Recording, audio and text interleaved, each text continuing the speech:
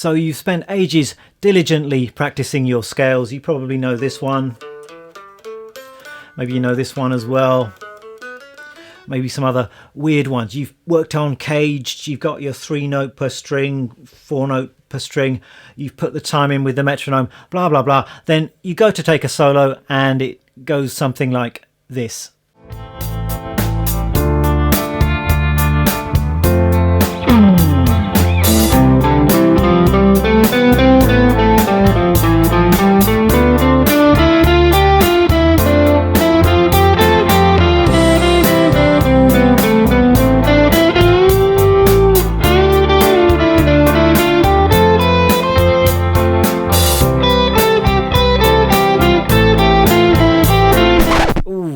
So maybe you don't sound quite that bad, but my point is that many guitarists, I think, struggle to make music out of scales.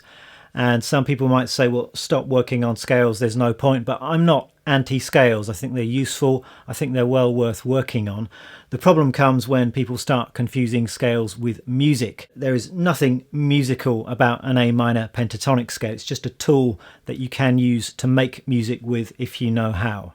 So in this video, I'm going to give you a few ways that you can turn those scales that you've been working so hard on into music. In fact, I'm going to give you 10 ways, a top 10 ways to turn scales into music. This is, after all, YouTube, and top 10 is just what you have to do around here. So for this video, I'm going to be using one scale only, and it's a scale that I'm assuming most of you will already know. If you don't know this scale, then I suggest you stop the video right now and learn it. But it's a C major scale, and the particular version of the C major scale that I'm playing is this one.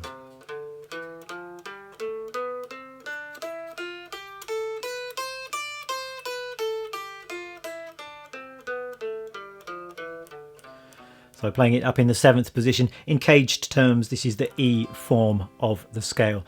Now, just to keep things focused, I'm only going to allow myself to use notes from that scale. I'm not allowed to go lower on the neck or higher on the neck. I'm not allowed to use any other positions or fingerings of the scale. I'm not allowed to step outside the scale. And what I'm going to be doing is playing over a little backing track that I just put together. And the backing track is a very simple chord progression in the key of C major. The chords are just C, A minor, D minor, and F. So it's a 1, 6, 2, 4 progression in the key of C major. So let's get started making scales musical. Idea number 1.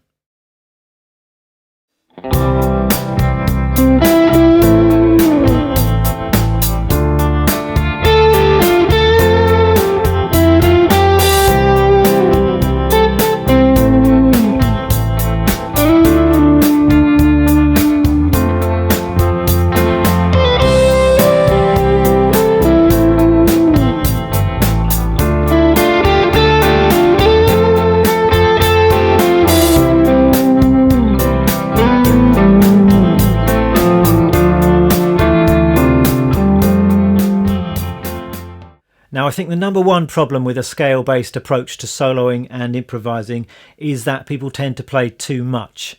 And just because you've practiced these scales all the way up and then all the way back down in 2, maybe 3 different octaves, doesn't mean that you have to play all of those notes every time you take a solo. And what I tried to do just then in that example was to play some simple, clear phrases and leave lots of space between them. I think this is something that many players find very difficult. I think in particular if you're nervous or if you're a bit of an inexperienced player, you feel obliged just to fill every last bit of space with loads and loads of notes. But in fact, if you can leave a bit more space, it's going to make you sound much more mature and give much more interesting results, musically speaking.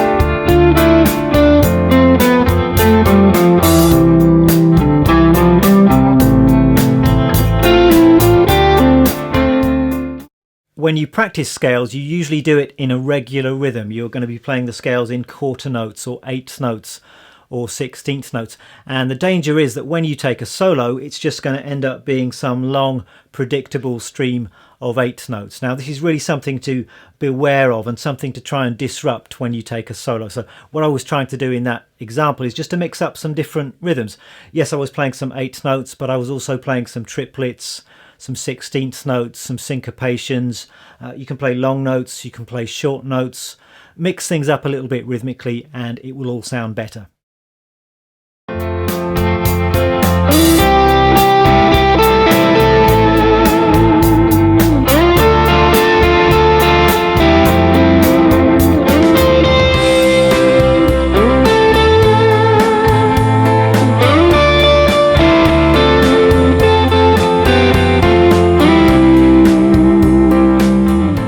Another way of making things sound less scaly is to play more than one note at the same time, so to use double stops. And you can just mess around with that and play any pair of notes together if you like the sound of it, or you can be a bit more organised and you can work on playing thirds, fourths, fifths, sixths and beyond if you want to. In the example, I was using some thirds and then I was using some sixths, which gave me a kind of country flavoured sound.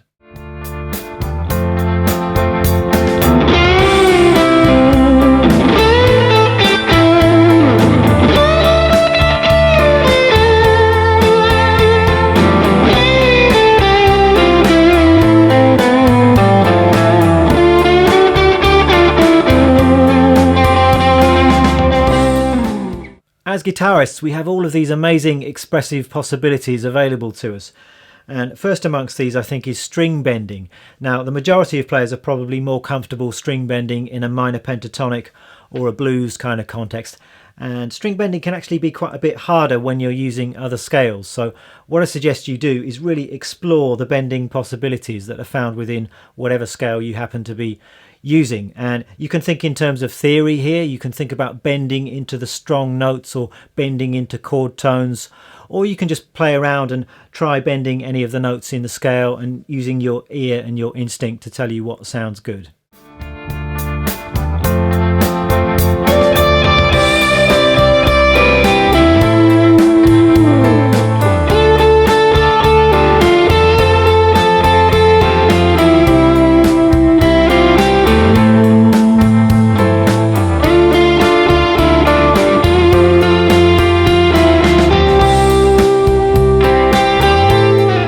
You practice your scales and almost certainly you're going to be starting and finishing on the root note.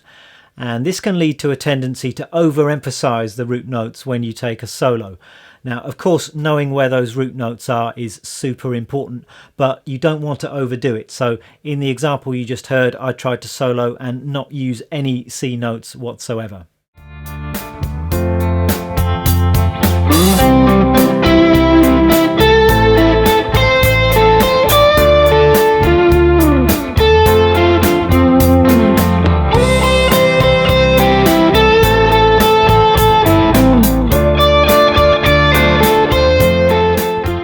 So if you're soloing over a chord progression in the key of C major and you use a C major scale, then all of those notes are going to fit, they're all going to work, but some of those notes are going to sound better than others at any given point in that chord progression. And what's going to sound best and most melodic here is if you emphasize the notes that belong to the chord that you're playing over. And some people will refer to this approach as chord tone soloing. So what I was doing in the example is I was really just thinking in terms of triads. So over the C major chord, I was thinking C, E, G. Over the A minor chord, A, C, E. And then over the D minor chord it was D, F, A, and over the F chord F, A, C. And that way you're hitting the strong notes of each chord and it's going to sound like you know what you're doing. So it's a more sophisticated way of playing than just having a scale and noodling up and down, and it's going to sound much more melodic.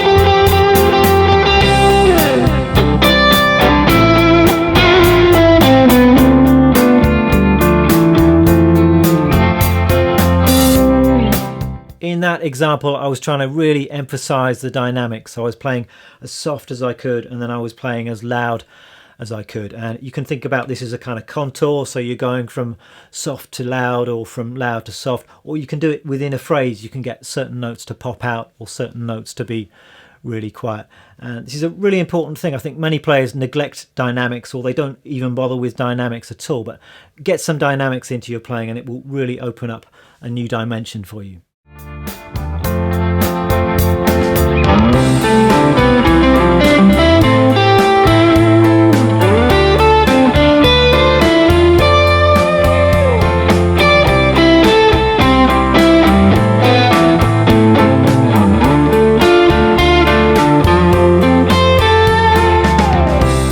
Another guaranteed way to stop things sounding too scaly is to use some interval skips. So rather than just playing the next note up or the next note down in a scale, you can jump about a little bit more. Now you can think in terms of particular intervals. You can jump about in thirds, fourths, fifths, sixths, or you can go crazy and throw in some really wide interval skips for a great kind of angular sound. Give it a try.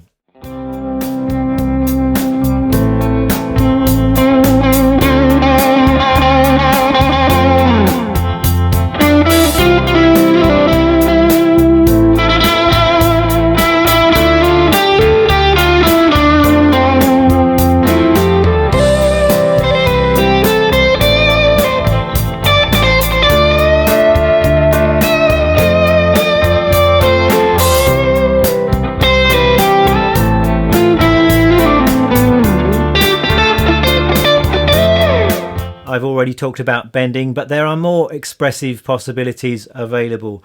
You can hammer on, you can pull off, there's vibrato, there's using a pick, there's using your fingers, there's hybrid picking. It's whereabouts along the length of the string you choose to pick to get different kinds of tones. All kinds of stuff. So whatever you do, don't get so hung up on scales and shapes that you neglect all of this expressive stuff.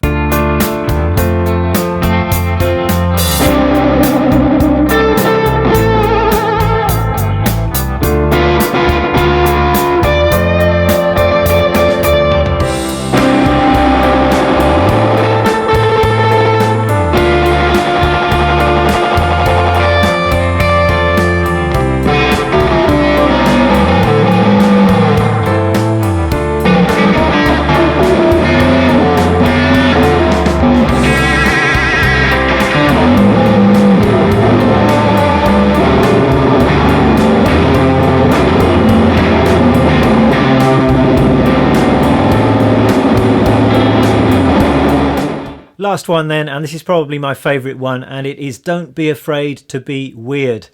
Yes, I was being somewhat silly in what I just played, but I think it's true to say that there are more than enough po-faced, tasteful, technically flawless guitar solos in the world, and it's nice sometimes just to be a bit weird, do something different, surprise the listener, do something unexpected.